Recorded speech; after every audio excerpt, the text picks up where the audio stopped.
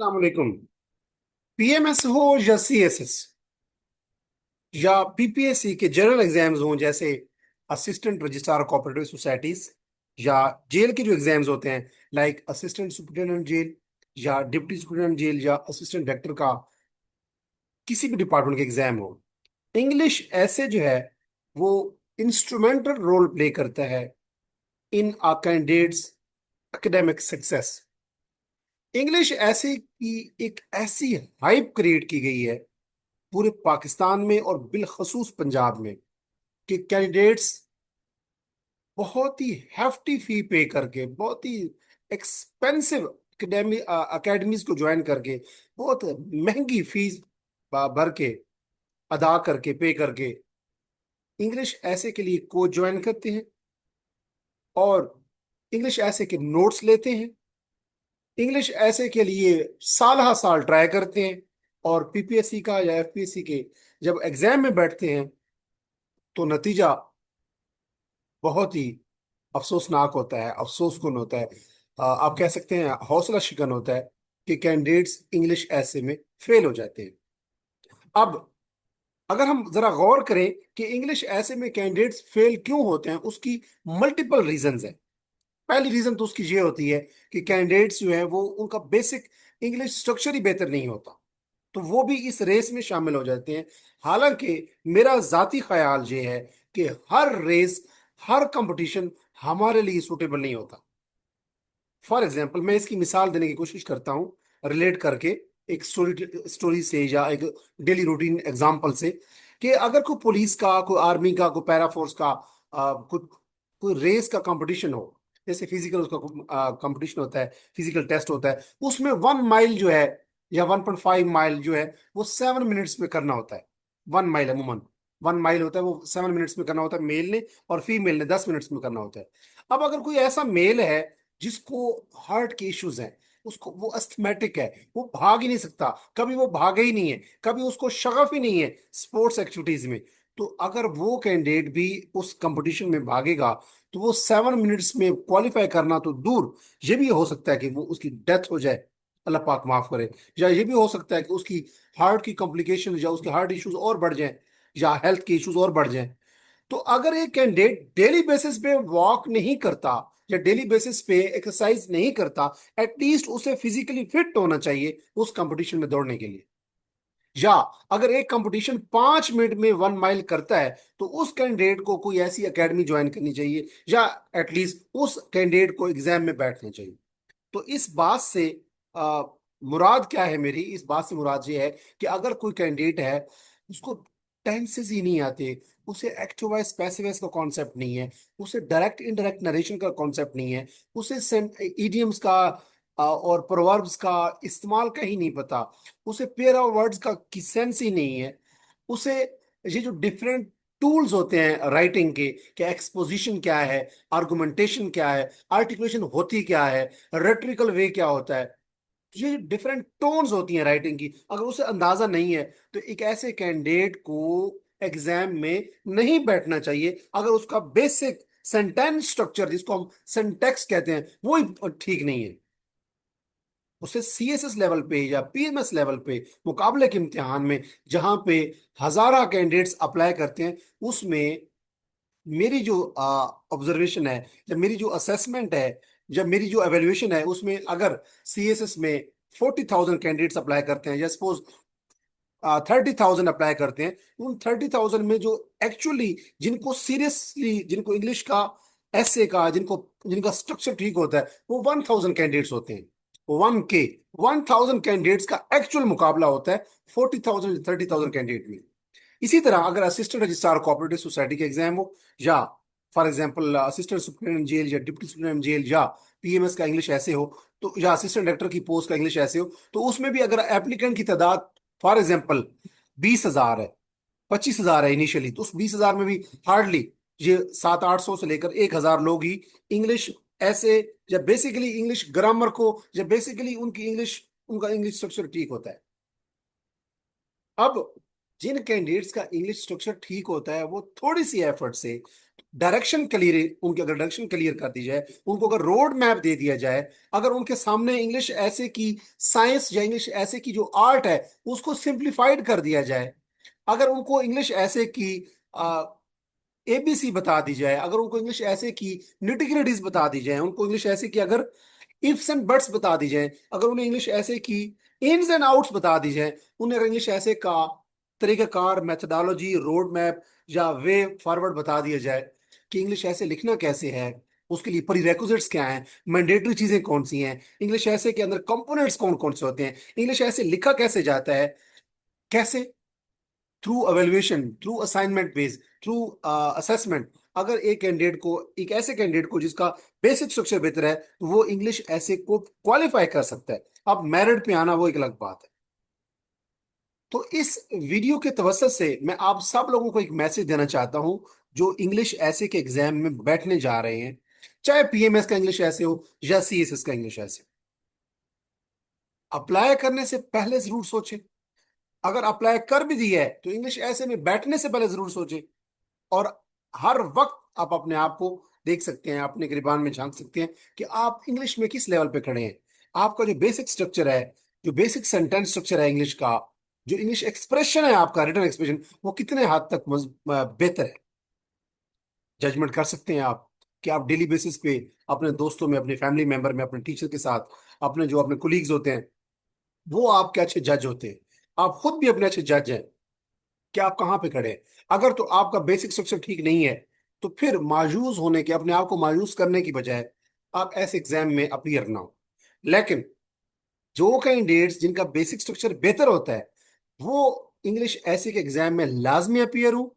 लेकिन शर्त यह है कि इंग्लिश ऐसे की प्रिपरेशन करके प्रॉपरली इंग्लिश ऐसे की एवेल्युएशन करवा के ही अपीयर हो। यानी कि अगर एक स्टूडेंट ने जिंदगी भर इंग्लिश ऐसे नहीं लिखा, कभी नहीं लिखा, अगर वो पेपर में अपीयर होगा तो उसके साथ वही होगा जो मेरे साथ सीएसएस की फर्स्ट अटेम्प्ट में हुआ, पीएमएस की फर्स्ट अटेम्प्ट में हुआ। दोनों मरतबा मेरे इंग्लिश ऐसे में 30 मार्क्स हैं, 40 वाला पास होता है सीएसएस में भी और पीएमएस में भी।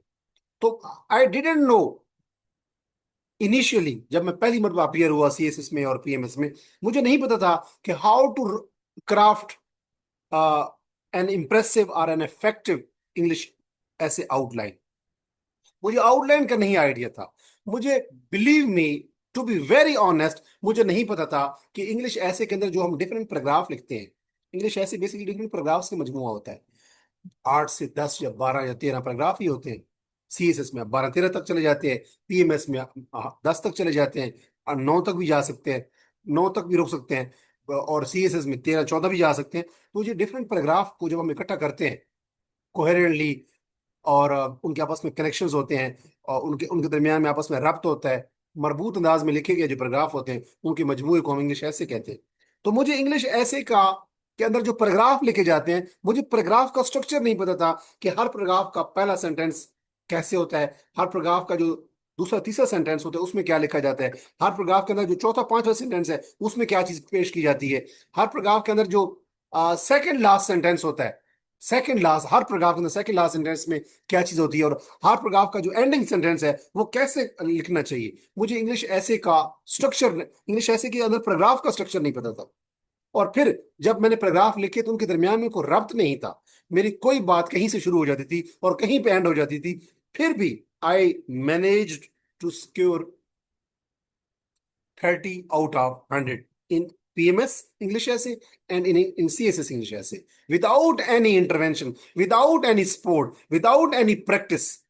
तो अब अगर मैं ये कहूं कि इंग्लिश ऐसे, उस अगर उस अपने एक्सपीरियंस की बात मैं ये समझता कि इंग्लिश ऐसे तो एक ऐसी चीज है जो कि कभी भी नहीं सीखी जा सकती, तो ये भी गलत बात है।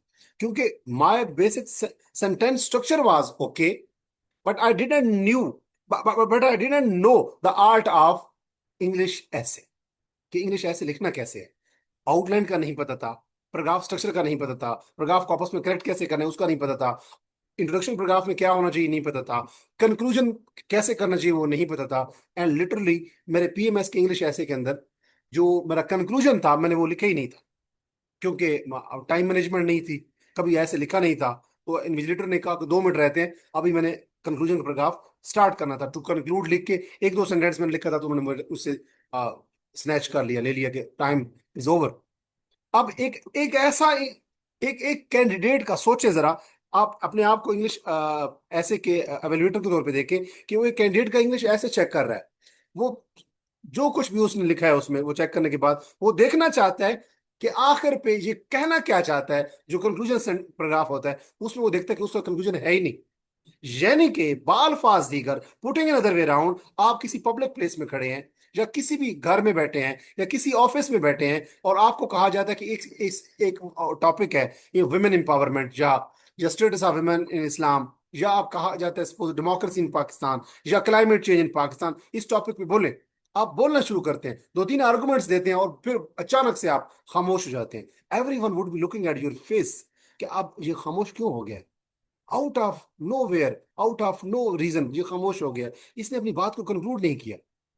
कोई आपसे कहता है कि जी आप अपनी बात को माइंड अप करें, आप कहते हैं नो बस मैंने जो करना था कह दिया, अब आगे अगला बंदा बोले। No, this is not the right वे।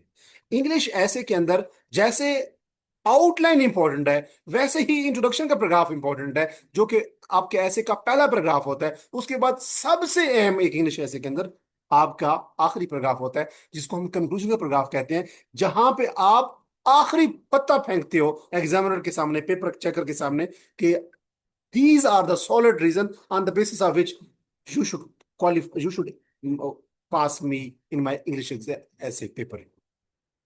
तो to cut a long story short, English essay उन कैंडिडेट्स के लिए इजी होता है जिनका बेसिक स्ट्रक्चर बेहतर है। अगर आपका इंग्लिश ऐसे स्ट्रक्चर बेहतर है, आपने पीएमएस का या सीएसएस का या पीपीएससी के या एफपीएससी के बाकी इंग्लिश ऐसे के पेपर दिए हैं और आप अभी तक क्वालिफाई नहीं कर पाए, तो इसका मतलब यह है कि आपका स्ट्रक्चर अगर बेहतर है तो आपको ऐसे राइटिंग की साइंस समझ नहीं आई, आर्ट समझ नहीं आई, आपने एवेल्यूशन नहीं की, आपने ऐसे लिखा नहीं है। मेरा इंग्लिश ऐसे कि जो कैंडिडेट्स होते हैं जो इंग्लिश ऐसे के लिए मुझे ज्वाइन करते हैं कोचिंग सेशन के लिए या एवोल्यूशन सेशन के लिए, मेरी उनको हमेशा एक सजेशन होती है कि कभी भी आप यूट्यूब पे डिफरेंट लेक्चर्स दे के ये ना समझे कि हमने इंग्लिश ऐसे की आर्ट को समझ लिया। जॉन डेवी का कॉन्सेप्ट है लर्निंग बाय डूइंग। इंग्लिश ऐसी चीज है जो प्रैक्टिस से आती है। आप करेंगे, प्रैक्टिस प्रैक्टिस करेंगे, ऐसे लिखेंगे और फिर उसको चेक करवाएंगे, अवेलुएट करवाएंगे, उसकी असेसमेंट करवाएंगे अपनी, कि वेयर डू आई स्टैंड, कहाँ पे लैकुनास हैं, कहाँ मिस्टेक्स हैं, कहाँ एरर्स हैं।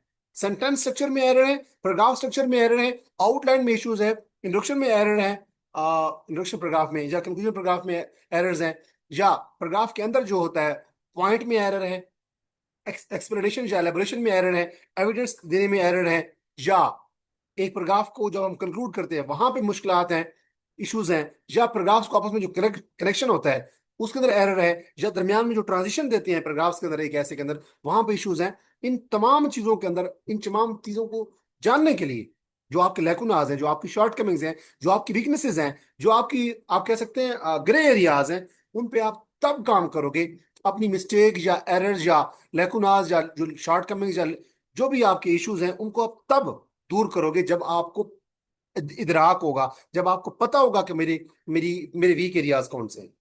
तो अब कैसे हम अपने वीक एरियाज को जान सकते हैं? किसी से एवेल्युएट करवा के।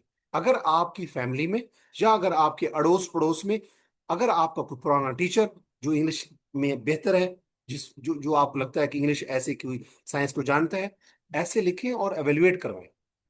डेली बेसिस पे ऐसे नहीं लिखा जा सकता, एक हफ्ते में ऐसे लिखा जा सकता है। तो अगर आप एक से दो ऐसे फुल लेंथ एवेल्युएट करवा सकते हैं तो it means you will come to know about your weak areas.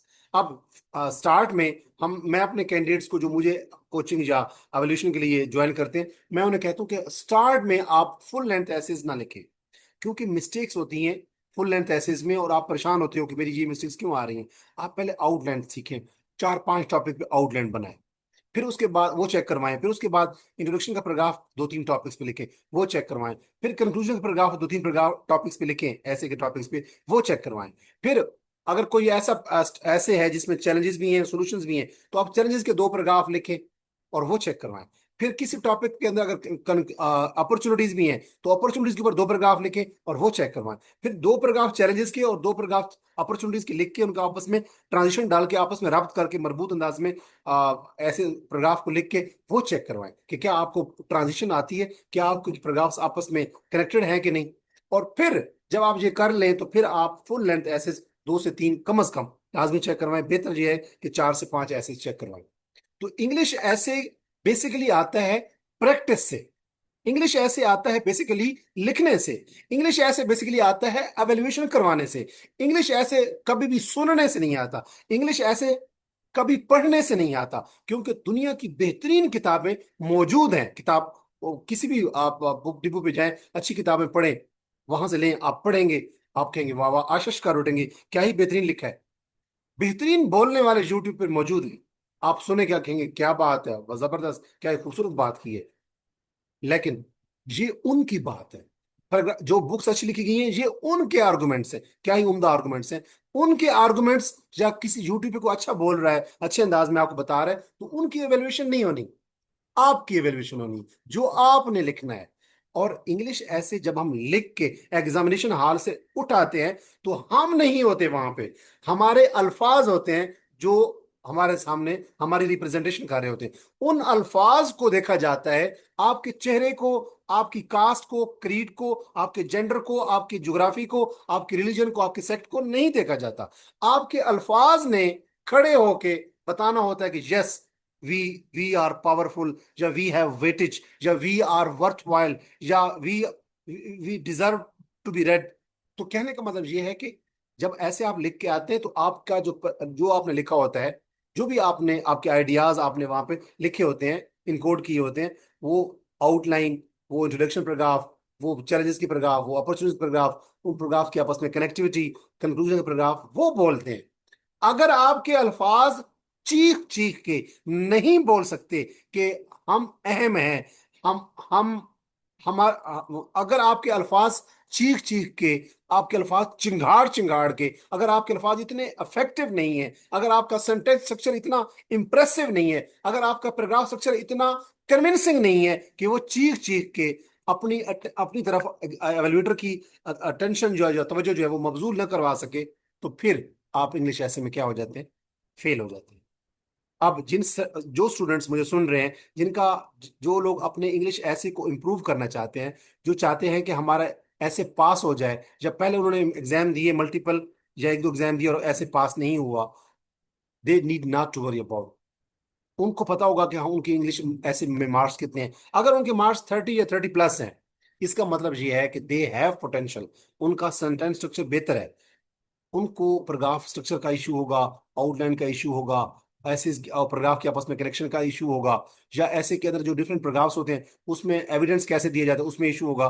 तो अगर आपके मार्क्स 30 प्लस हैं तो इसका मतलब ये है कि you must work on your English ऐसे, पीएमएस में या सीएसएस में या किसी भी एग्जाम में, पीपीएससी का या एफपीएससी के एग्जाम में।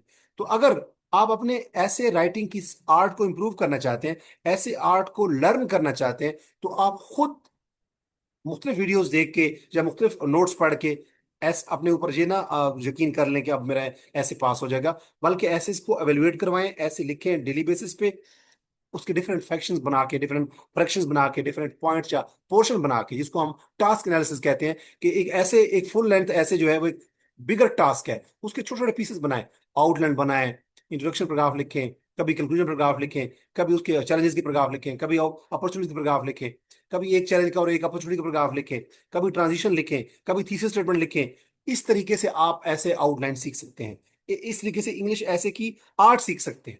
अगर आप इंग्लिश ऐसे की आर्ट को सीखना चाहते हैं तो आप मेरा 1 मंथ का इंग्लिश ऐसे ट्रेनिंग का एक सेशन है जो कि स्टार्ट हो चुका है, ऑनगोइंग है, आप उसमें अपने आप को एनरोल करवा सकते हैं। मैं इंग्लिश ऐसे बोल के नहीं सिखाता, मैं इंग्लिश ऐसे असाइनमेंट के थ्रू और एवेल्यूशन के थ्रू सिखाता हूँ। यानी मैं आप लोगों से इंग्लिश ऐसे लिखवाऊंगा, मैं आप लोगों से पैराग्राफ लिखवाऊंगा, मैं आप लोगों से थीसिस स्टेटमेंट लिखवाऊंगा, मैं आप लोगों से आउटलाइन लिखवाऊंगा, आप लोगों से इंट्रोडक्शन का और कंक्लूजन का पैराग्राफ लिखवाऊंगा, और उसको मार्क करके, एवेलुएट करके, मेजर करके, असेस करके आपको बताऊंगा कि जी आपके ग्रे एरियाज हैं, ये लैकुनाज है, ये मिस्टेक्स हैं, इनको साथ सजेशन के थ्रू, साथ रिकमेंडेशन दूंगा कि इसको आप ऐसे इंप्रूव कर सकते हैं। डाटा कहाँ से हासिल कर सकते हैं, अपने स्ट्रक्चर को कैसे इंप्रूव कर सकते हैं, किन चीजों पे आपको वर्क करने की जरूरत है। डेली बेसिस पे असाइनमेंट्स में स्टूडेंट्स को देता हूँ। डेली बेसिस पे वो लिखते हैं, चाहे वो एक पैराग्राफ हो, दो पैराग्राफ हो, वो मुझसे एवेलुएट करवाते हैं। मैं डेली बेसिस पे उनको सुबह 8 AM से लेकर शाम 8 PM तक उनको व्हाट्सएप सपोर्ट अवेलेबल होती है कि अगर उनका कोई टेक्स्ट आता है तो मैं उनको वॉइस नोट करके या टेक्स्ट की शक्ल में उनको फीडबैक दे रहा होता हूँ। रेगुलर फीडबैक होता है उनका, ऑनगोइंग फीडबैक होता है। ऐसा नहीं है कि आज आप लोग टेक्स्ट करेंगे तो आपको एक वीक के बाद रिस्पॉन्स मिलेगा। डेली बेसिस पे स्टूडेंट्स का जो क्यूरी आती है, जो क्वेश्चन होता है, टेक्स्ट की फॉर्म में होता है तो रिस्पॉन्स भी टेक्स्ट की फॉर्म में होता है। और अगर वो वॉइस नोट में देते हैं तो जवाब भी वॉइस नोट की शक्ल में होता है।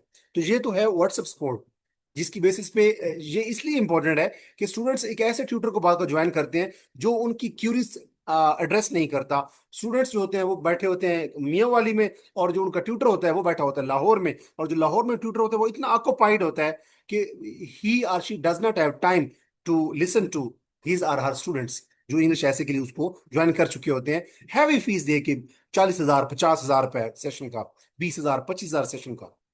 तो अगर ट्यूटर आपको अवेलेबल नहीं है तो फिर भी ऐसे ट्यूटर को ज्वाइन करने का कोई फायदा नहीं। ऐसा ट्यूटर ज्वाइन करें जो आपके घर के करीब हो, जो आपके मोहल्ले में हो, या आप एटलीस्ट चाहे वो ऑनलाइन भी हो तो एटलीस्ट वो आपके लिए अवेलेबल हो, आपकी क्यूरीज को एड्रेस कर सके। ऐसे नहीं कि आपने उसको फी भेजी, स्क्रीनशॉट भेजा और उसके बाद ओके रिसीव्ड और उसके बाद खामोशी। तो अगर आप मेरे इंग्लिश ऐसे सेशन को ज्वाइन करना चाहते हैं, ये 1 मंथ का सेशन है जिसमें आपको A to Z इंग्लिश ऐसे की आर्ट सिखाई जाएगी, बशर्ते कि अगर आपका बेसिक सेंटेंस स्ट्रक्चर बेहतर है। तो इसमें डेली बेसिस पे असाइनमेंट्स होती हैं। डेली बेसिस पे जो आप काम भेजते हो उसकी एवोल्यूशन करके आपको वापस पीडीएफ की शक्ल में दी जाती है, और सिर्फ पीडीएफ की शक्ल में चेकिंग करके नहीं दी जाती, बल्कि आपकी जो मिस्टेक्स होती हैं वो पॉइंट आउट की जाती हैं, स्पॉट की जाती हैं, उनके ऊपर रिकमेंडेशंस और सजेशन दी जाती हैं। आपको वॉइस नोट और टेक्स्ट की शक्ल में फीडबैक दिया जाता है, और साथ बताया जाता है कि आप अब नेक्स्ट आपकी असाइनमेंट ये है। इस तरीके से ये 1 मंथ का सेशन है, और जिसकी टोटल फी जो है वो 8,000 है। इस सेशन के हवाले से मैं आपको एक पोस्टर भी दिखा दूं जो कि होपफुली आपको विजिबल होगा इस स्क्रीन के ऊपर।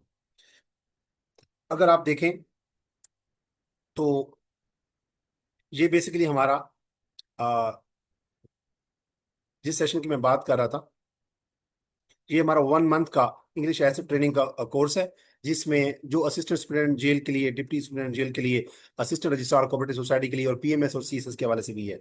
इसकी टोटल फी 8,000 है। इसमें डेली बेसिस पे असाइनमेंट्स होती हैं, डेली बेसिस पे एवोल्यूशन होती है, और इसमें आपको फुल लेंथ एसेज सिखाए जाते हैं स्टेप बाय स्टेप। तो ये 8 जून से स्टार्ट हो चुका है। इसमें मल्टीपल स्टूडेंट्स एनरोल हो चुके हैं। अगर आप इसको एनरोल करना चाहते हैं इसमें, तो इस वीडियो के कमेंट सेक्शन के अंदर आप देखेंगे तो पहले कमेंट में एक मैं लिंक दूंगा, जिस पर क्लिक करेंगे तो आपको मेरा एक पोस्टर ओपन होगा, यही पोस्टर ओपन होगा। उसमें मेरा व्हाट्सएप नंबर मेंशन है, व्हाट्सएप नंबर जहां से भी आप देख सकते हैं अगर आप मुझे अप्रोच करना चाहते हैं तो अगर आप इसको देखेंगे तो 03326896568 ये मेरा व्हाट्सएप नंबर है। आप मुझसे रब्ता करके इंग्लिश ऐसे कोई एवेल्युएशन और कोचिंग ले सकते हैं। अगर इस हवाले से कोई भी आपके जहन में और क्वेश्चन हो, कोई क्यूरी हो, तो आप इस वीडियो के कमेंट सेक्शन में अपना मैसेज टाइप करेंगे ताकि मैं आपकी क्यूरी या क्वेश्चन को एड्रेस कर सकूं। अपकमिंग जो एग्जाम्स हैं, assistant superintendent jail, deputy superintendent jail और असिस्टेंट रजिस्ट्रार कोऑपरेटिव सोसाइटी, ये जुलाई में एक्सपेक्टेड है। जून में होपफुली इसी मंथ के अंदर स्केड्यूल हो जाएंगे कि ये किस दिन को पेपर है। तो जुलाई में आप लोगों का assistant registrar cooperative society, assistant superintendent jail और डिप्टी सुपरिटेंडेंट जेल का एग्जाम्स स्केड्यूल होने के 100% चांसेस हैं जुलाई के मंथ में। और अगर आप पीएमएस या सीएसएस के हवाले से भी इंग्लिश ऐसे की तैयारी कर रहे हैं तो आप मेरा ये सेशन ज्वाइन कर सकते हैं, जिसकी टोटल फी 8,000 है।